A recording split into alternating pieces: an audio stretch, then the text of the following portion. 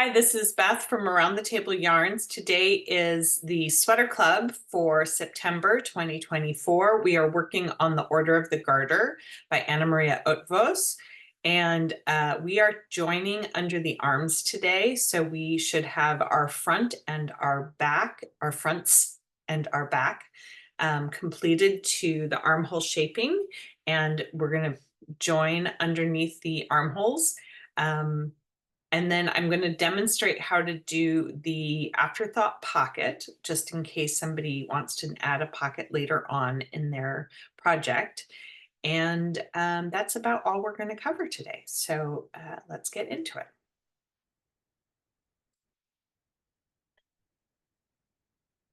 So our project at this time, we have done a lot of work so far in creating the pieces and working them as we go, attaching them and working them as we go. So you can see here's the top of my sweater. And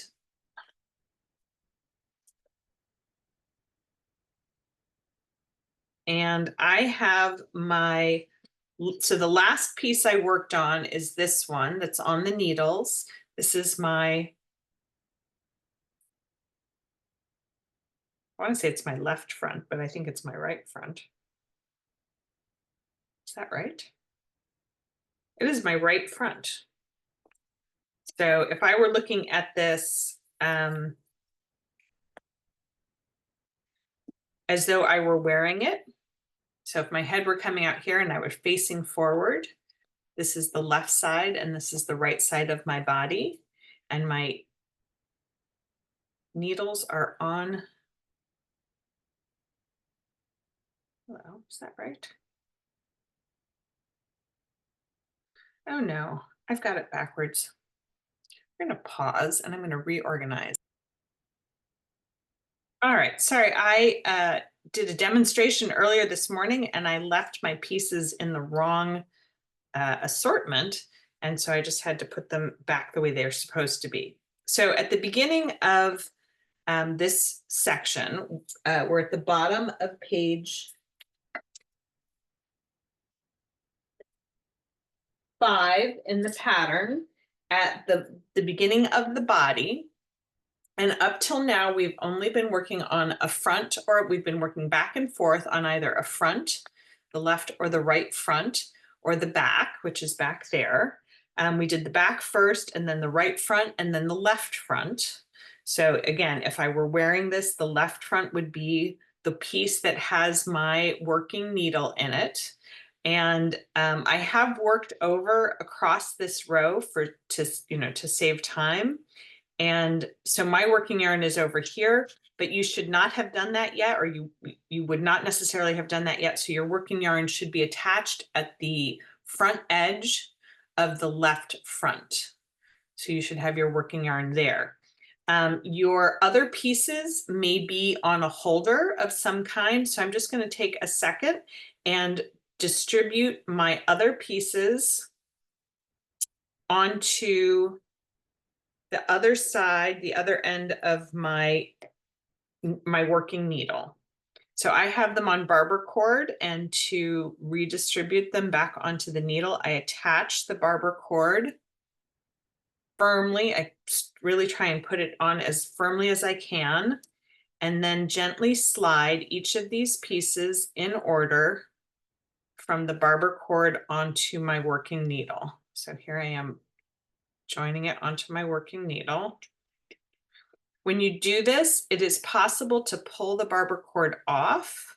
So you really want to be gentle right at this point where they're joined.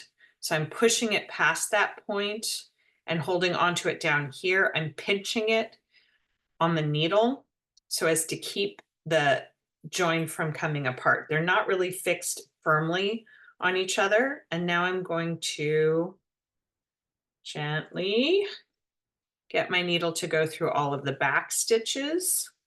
So I'm really just kind of pushing them onto the needle and pinching here so that I'm not causing any stress, because I have pulled it off sometimes they pop off, and if they do, you just have to very carefully push your needle through the live stitches. All right, so now all my stitches are back on the needle, and we're ready to join the left front stitches to the back stitches.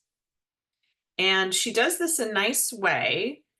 She doesn't prescribe how to do the join. She doesn't say you need to do this kind of a cast on. So I'm going to show you the way that I like to do it, which is the cable cast on.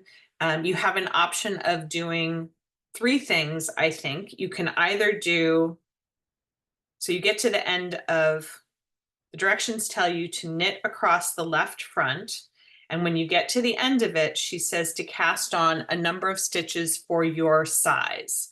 So I want to cast on a number of stitches for my size. Now I find that it is very easy to lose track of how many stitches for my size. So I actually like to use a marker at the beginning of those stitches to just keep track that I have cast on the correct number. So I'm going to grab a couple of extra markers, and we're actually going to place a marker in the center of the new stitches that we're casting on.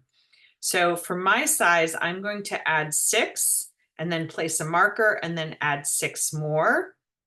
You can add those by doing a simple backwards loop like that.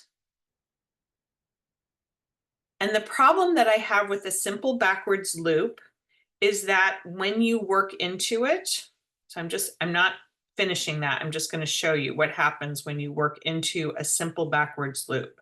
So I'm just going to work into a simple backwards loop.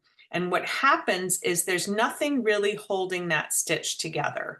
It's just a loop around the needle. And when you take it off, the stitch collapses and pulls away from the other stitch. So it tends to make this stitch very tight. The strand between can be of indeterminate length. It's not a set length. There's no finished edge here. And I just don't think that that makes the nicest edge. I don't think it's good to have a big loop and then I'm going to go in and knit this stitch. I just feel like that's a very uneven edge. So that's the backwards loop. It is good in a pinch. It's good if you only have 1 stitch or 2 stitches to add, but if you're adding 10 or 12 or 14, it seems to me not to be a sturdy enough edging. So when you're adding an edge, we were knitting in this direction, so we were knitting from right to left and our working yarn is here. We want to turn the needle so that the working yarn is on the right hand side and the needle that we're holding is our left hand needle. I like to do the cable cast on, which is where you put your needle between the stitches. So let's get that into focus. Get my finger out of there. There we go. So my knitting needle is between the first and the second stitch. It's not in the first stitch. It's not knit into the first stitch. I've slipped it underneath the left needle. The right needle has slipped underneath the left needle between stitch 1 and 2 on the left needle. I wrap around the stitch as normal. And actually, before I do this, I'm just going to slip a marker on there so that when I make my first stitch, the marker is between the last stitch that was on the needle and the first one I'm making. Don't pull tight. Leave it loose so that you can put your needle in before you firm up the stitch. And then make another one. So I make a nice big loose loop and put it over onto the left needle. I don't pull on this strand because I want to be able to easily get my right needle back into that space. And then you can give it a little bit of a snug if you want to. So we're going to do this the number of times as directed by the pattern. and we're going to place a marker in the center. So I'm going to use the white marker that's sitting there to place in the center once I get there.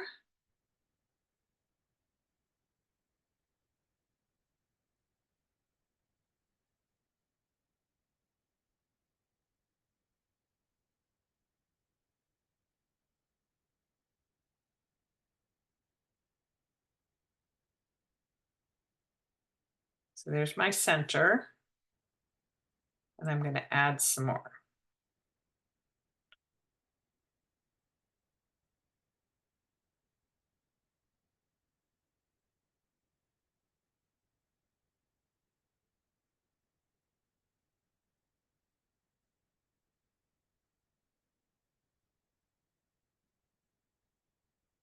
Okay, now I just want to show you why I like this one more than the backwards loop. This edge will be where we pick up stitches for the sleeve eventually. This is the top of the underarm of the body. So it's the part of the body that is immediately below the bottom or the center of the sleeve. This new marker here, not the blue one. The blue one was just to help me make sure I kept count because I lose track really easily. And so when I put a marker there, it's really easy for me to see how many stitches I've added. But the white marker is in the center of my new underarm. So that's what that's there for. Then you're going to turn around, and I just want you to see that the cable cast on is called that because it looks like a little rope on the bottom, and it is 2 thicknesses of yarn thick, which makes it more sturdy, but it still has nice stretch to it. So it's a foundational row that has nice stretch, but also nice sturdiness. I'm now pointing back in the direction that I was going before, and I'm going to work across my back stitches.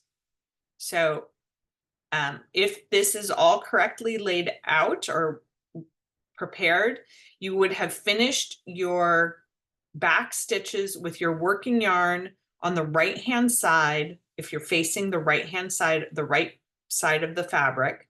So the working yarn should be on the right end. The stitches mounted on the needle facing you should be purl stitches because you're about to knit a row and this is going to continue in garter stitch. So there should not be the valley, like it should not look like this and have that divot of a row of knit stitches. You should see the nice bumps of the purl row immediately below the stitches mounted on your needle. All right, so I'm going to hold that working yarn. This is the cut end of my working yarn from doing the back, and I'm going to go in with my continuing on from the front, and I'm just going to join the one stitch to the next. That's all you do. You can pull a little bit on the working yarn that is loose, but you're going to just continue across all of those stitches. And work across to the other side, to the other armhole. We'll pause while I do that knitting. All right, so I'm coming to the end of my back stitches. So now my working yarn has crossed all the way over to the other side of the back stitches, and my left hand needle has come free of those, but it's still attached to the right front stitches.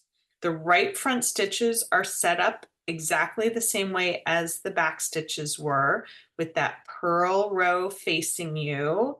The working yarn that you cut is right there at the right hand side. So your left needle is ready if that's the case. Okay, so now we've come to the end of the back stitches. Again, you have been knitting from right to left. You're going to turn so that the needle is facing to the right. You'll use your other needle to make the new stitches.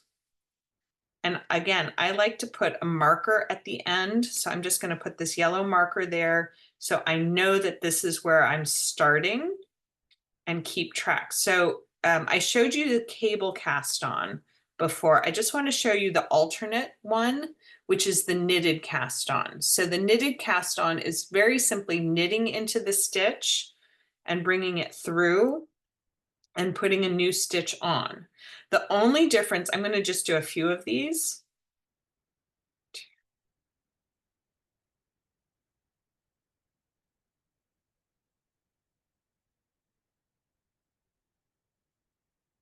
I've found sometimes that people have trouble doing the cabled cast on because they have trouble getting between the stitches. So if you have trouble getting between the stitches, this is essentially the same thing, but it's just knitting into the stitch and then putting a new loop on and then knitting into the new stitch that you've put on. So that's the new one I've put on, and I just knit into it to make a new loop, and then I put that new loop on. So this is the knitted cast on. You can see that this is a little bit thinner. It's only one thickness of yarn. It's not two. So it's the same pattern, but it's not quite as sturdy. It's also somewhat stretchy, but it's not quite as sturdy. And I just think that the underarm gets a lot of, it bears the weight of the side of the sweater, and there's a lot of movement from your arm. And so it might be good if you use the cable cast on if you're able to do it. So I'm just going to take those back.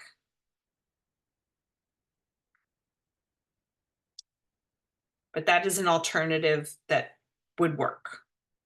All right, so I'm going to do my cabled cast on again. Here's my marker so that I remember what I'm doing and how many stitches. I get interrupted a lot in the middle of things. And so I like to have markers around. I like to keep them around to be able to keep track of what I'm doing when I'm adding stitches like this. I want to know that I did the right number.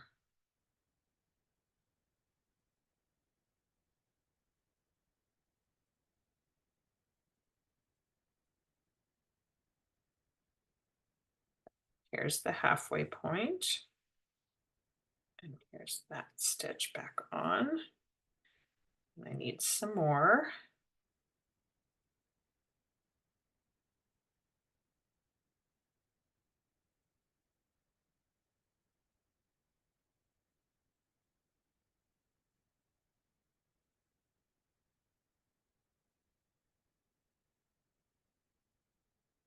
So there, I finished my cast on. Yeah, that doesn't help. Okay. So again, I turn so that my working yarn is attached to the last stitch on my right hand needle. It's just like joining in the round. I just double check 1, 2, 3, 4, 5, 6, 10, 11, 12. I check to make sure I have the correct number. And then I'm going to turn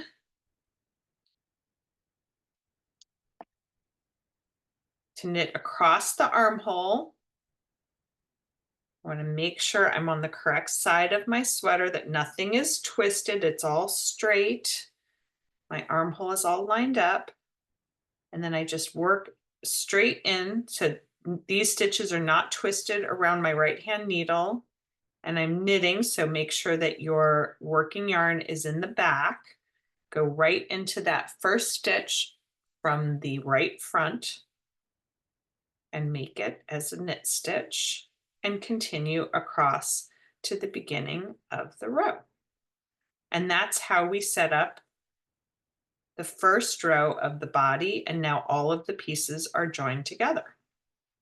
There's a little bit of an adaptation on the second row that I want to show you before we go on and do the afterthought pockets. So I'm just going to pause and turn and come back onto the second row. So I've turned to work the second row of the body, which on page 5 is listed as next row, wrong side. So I'm on the inside of the body. You can see that I am. Here's the only thing that's really an inside a sign that we're on the inside is the seam on the inside of the shoulder here. So I'm on the wrong side and I'm knitting because we're still doing garter stitch, and we will continue to be working just in the knit stitch throughout the end of this sweater. And what it tells you to do is work to a certain number of stitches before your marker. And the number of stitches before your marker is actually between the last stitch made, the last stitch cast on, and the first stitch of, in this case, the right front. And we're going to work those two stitches together in a directional decrease of a knit two together. So essentially, to help close up any gap and to make the bottom of the armhole a little bit firmer, the designer has done a directional decrease on each side of the set of stitches that we just made. And so this is part of the reason you don't need to do an extra stitch and knit it together with the next stitch when you join them together, because she has us do it here in the next row. So I just want to get closer up to that and demonstrate it on this one armhole.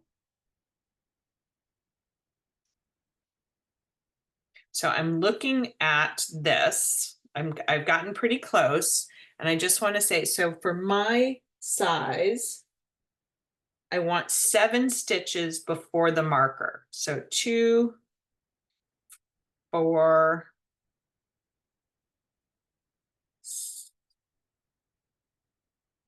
5, 6, 7 is here. And from where I am, that's 3, 6, 9, 12 more stitches. So I'm just going to work those 12 stitches to get there.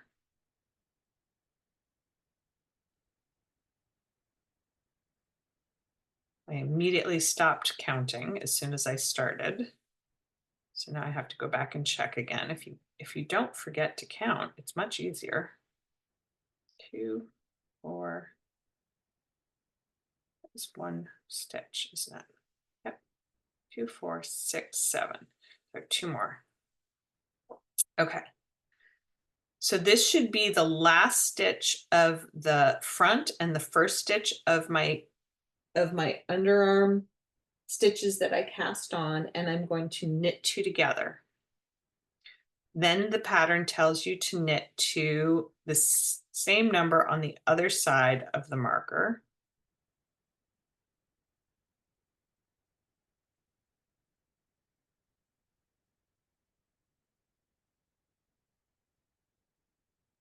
So I'm going to pass my blue marker, which is my middle, and I'm going to go 1, 2.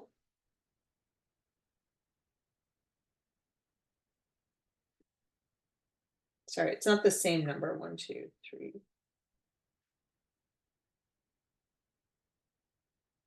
It's 2 less than the previous number. So I'm going to knit 2 less.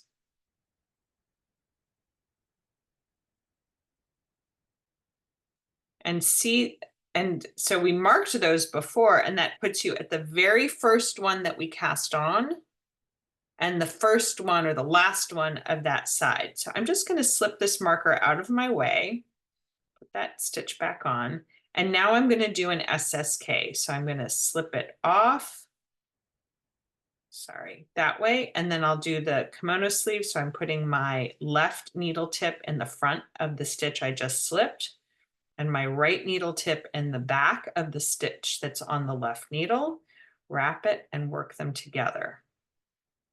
So that directional decrease on either edge helps to tighten up any looseness from where we joined the sleeves.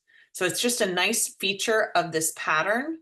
And then it says to repeat that step. And so you will do it again. You'll work over to the same number of stitches before the other marker, work the 2 together as a knit 2 together, and then pass the marker and work those 2 together as an SSK.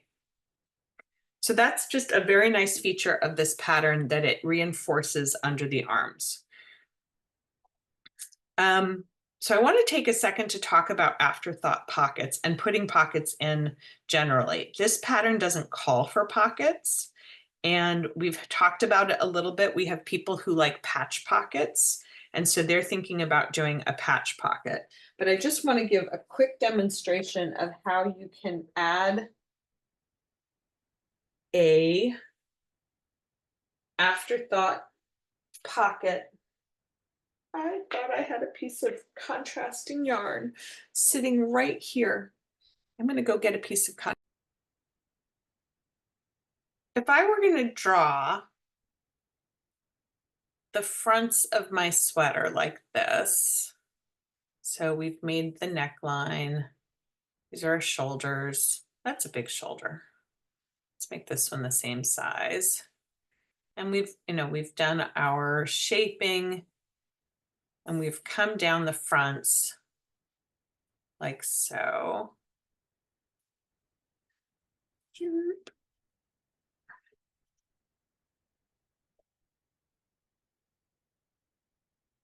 Okay, so here's our sweaters.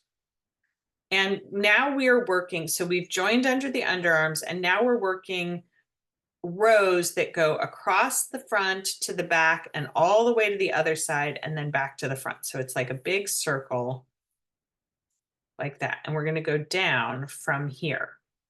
And you're going to go down as far as you want, as far as you have the yarn to do it.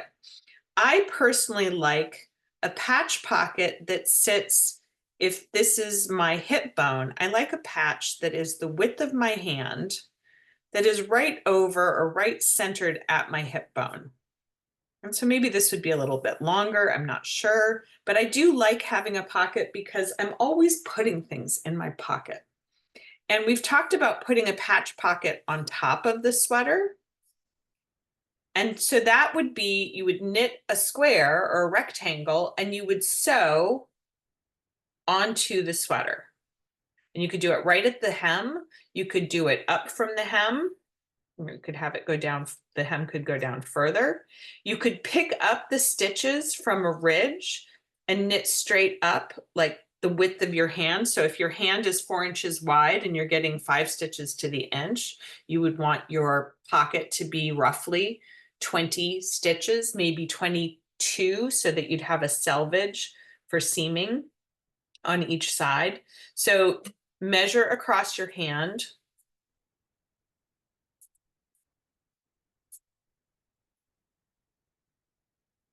And I'm going to say it's approximately 4 inches times your gauge.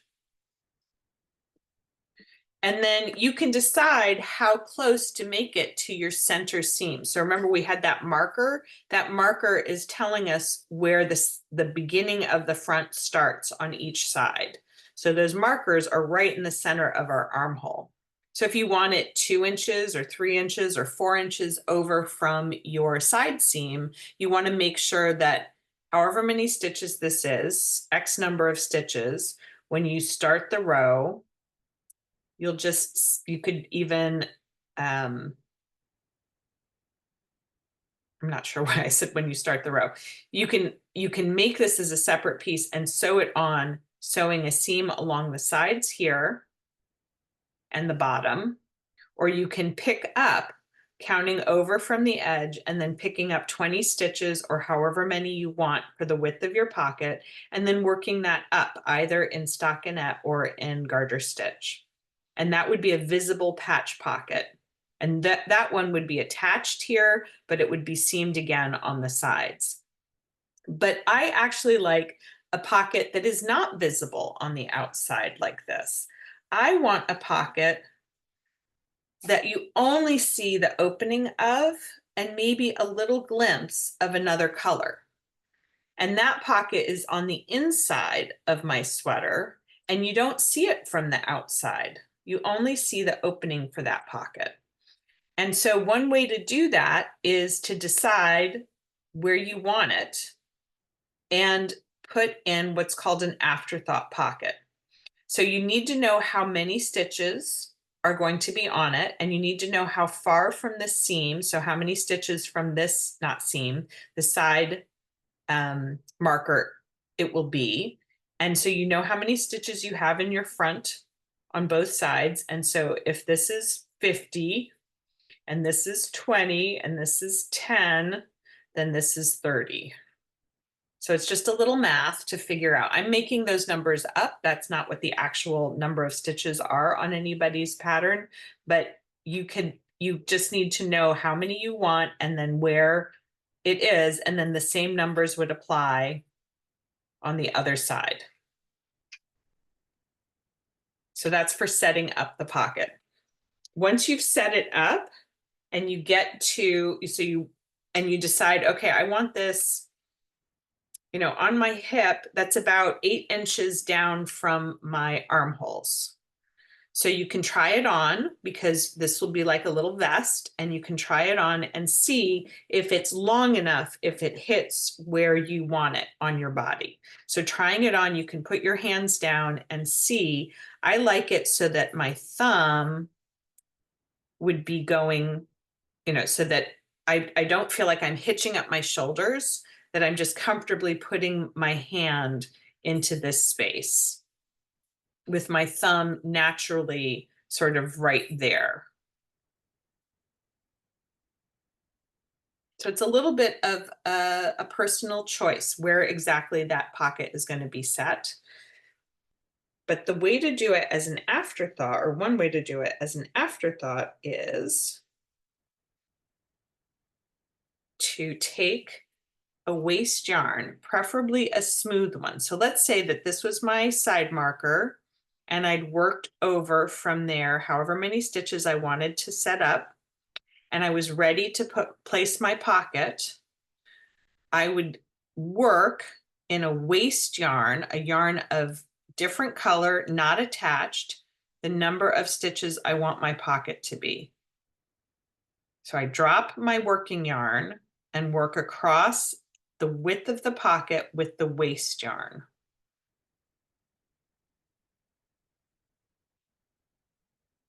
And when I'm done, I haven't done 20, but I've done some.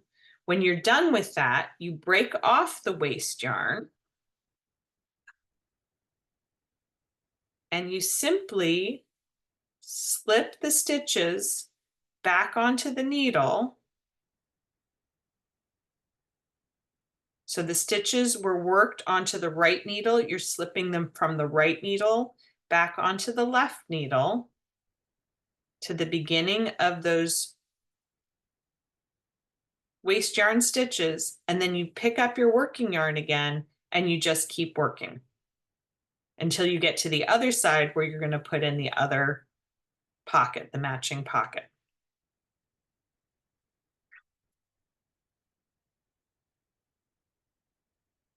And you just keep going.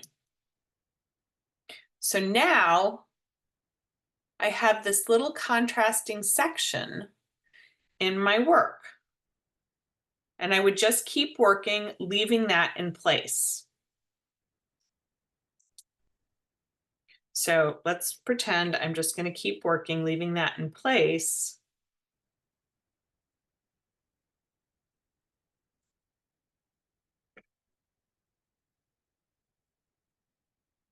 You go back over those stitches for several more rows, or till you finish the bottom of the sweater, till you get to the bottom of the sweater. I just want to get a couple more rows in because I want to show you how you actually make a pocket from this.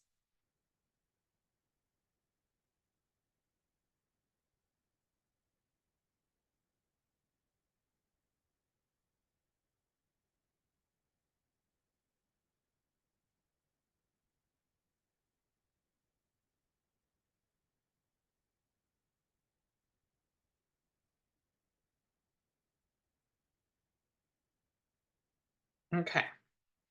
So I have stitches before the pocket, before the waste yarn, and after the waste yarn. And what I generally do is usually I'll use a double pointed needle to pick these stitches up.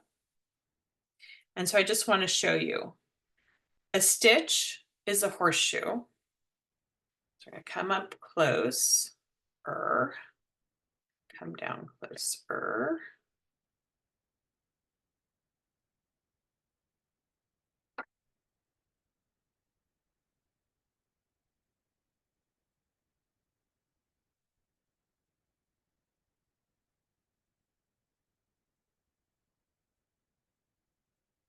Come on. There we go. All right. Close-ups need better light. So I'm putting my double pointed needle under the stitch that I worked into when I made the waist yarn stitch. So you see, this is the horseshoe of the waist yarn, and below it is a stitch in the main color, and it looks like a horseshoe. You can't quite see the top of it, but it's a little hoop, maybe like a little croquet hoop. So what I do is I find the first stitch of that waist yarn section, and I put my double pointed needle under the right leg as I'm facing it, the right leg, and over the left leg. And then I go under the right leg of the next stitch and over the left and under the right. And I'm weaving my double pointed needle in and out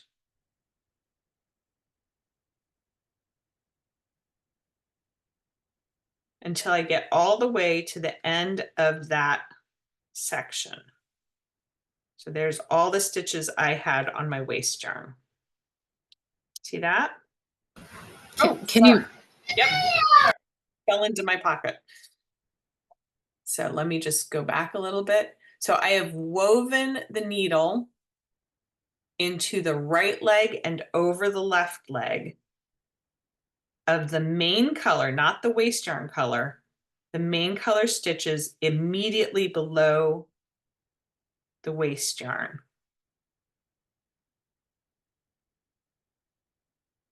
All the way to the very last one. So for every stitch of the waist yarn, I have picked up a stitch below on my double pointed needle. I then would turn it and I could pick up the other side. So I find the stitch that is at the top and I come underneath the right side of that stitch. And then again, I just weave it in and out.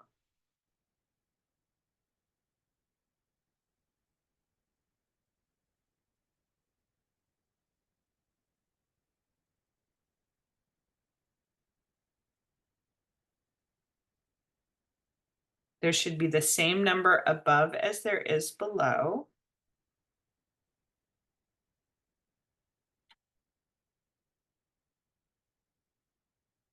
And so the only thing between this row and this row should be the waist yarn.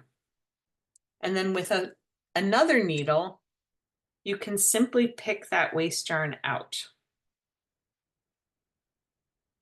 I often use a darning needle because they're short. You could snip it out, but you do run the risk of cutting your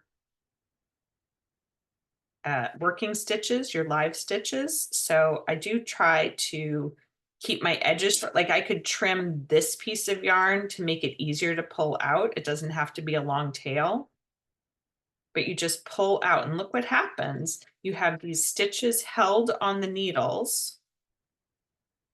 I did not pick up, I had a smooth piece of like neon green waist yarn in my bag and I must have dropped it somewhere. So I'm using very fuzzy woolly yarn.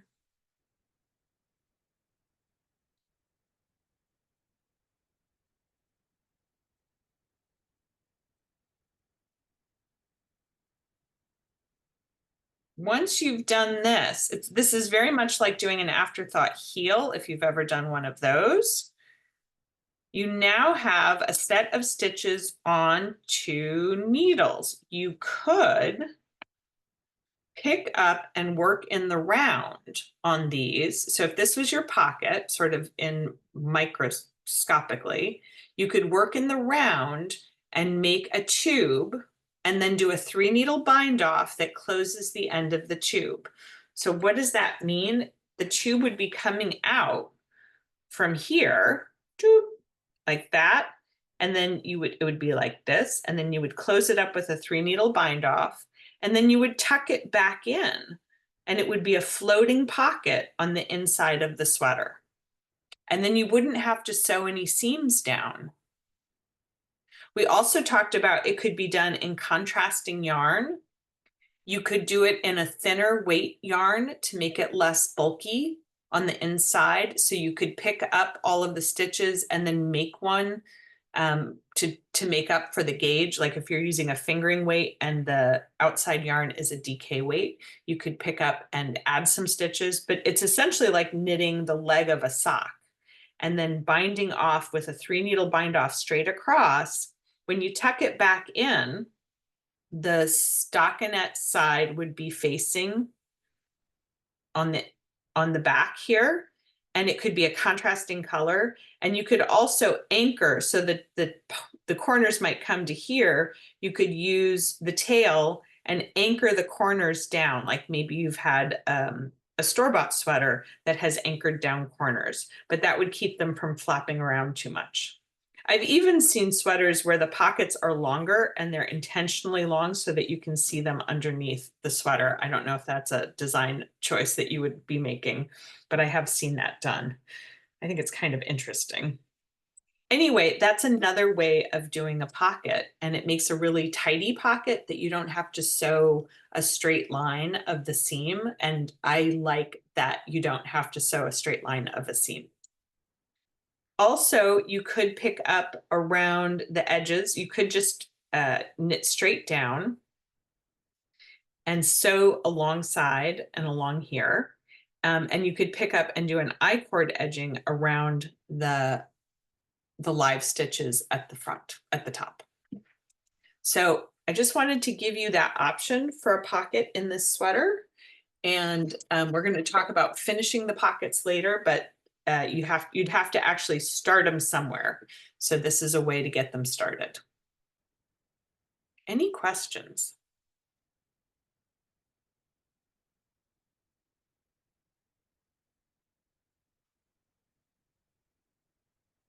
I feel like I'm in the dark because I am, but it just seems to make the camera a little bit clearer. Okay, so the next time that we're meeting for Sweater Club is Monday. I believe it's October 21st. And at that time, I would like you to have reached the bottom of the sweater. Don't do the I-cord edging. We're going to talk about the I-cord edging and options for edging. Some people had a conversation today because the pattern does suggest that you move down to a smaller needle for the last several inches of the body and do the several inches of body on a smaller needle to make it tighter, to make a firmer, a little bit drawn in edge. I think that's optional. You can do that or not do that. If you'd like it to go straight down, you can let it go straight down. Also, we talked a little bit about making it A-line shaping. And if you choose to do A-line shaping, what you want to do is paired increases. We talked about these markers here. So you'd want to pair an increase on the front and the back. They could be directional or they could not be directional, but you want to do that every 2 to 3 inches. So in the same rows, every 2 to 3 inches from below the armhole until about an inch or two above the bottom. So you'd be increasing 1, 2, 3, 4, 5 times, maybe 6, maybe as many as 8, depending on how long yours is going to be. So it would add 2 inches potentially to the width of your sweater, and it would come out more like that. Which for some people is a nice addition to the pattern, to have it be an A-line shape. So again, that would just be doing paired increases evenly on each side of the center marker, maybe with 1 stitch of selvage or 2 stitches of selvage, so that you're not just right up at the marker. It might be a little bit more attractive. So you can do that. And then next time we talk, we're going to we're going to work on the I-cord edging, I hope, but we're also going to talk about picking up. So the next step after this is to pick up all the stitches around the sleeve opening, and then you work them back and forth in increasing short rows to make the sleeve cap until you get to the point where you start. I think hers has you working in the round to do the sleeve out from the body, but I'm going to suggest that we work our sleeves flat so that we can continue in garter stitch and keep good track of our decreases going towards our wrists. So the next thing that we're going to do on October 21st is going to be the picking up and doing the sleeves. And so we may or may not do the I-cord on that day, but we might if we have time. It depends on if we have time.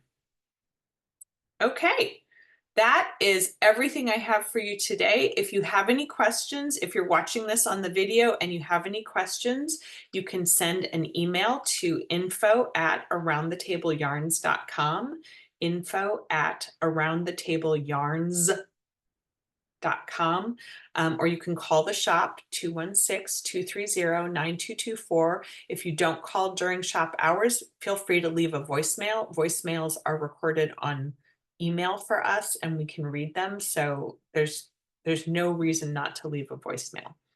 I'm really excited about how this is progressing. And we do have a change of date for Sweater Club in November. It was going to be on November 18th, and it is now going to be on November 11th. So the Sweater Club for November is moving up a week because I have some travel that's come up. So I'm really excited about seeing people's sweaters. I got to see about 8 of them today, and they're looking really good. And I hope that you're enjoying your project. Thanks, everybody. And this will be posted on our website in a few minutes.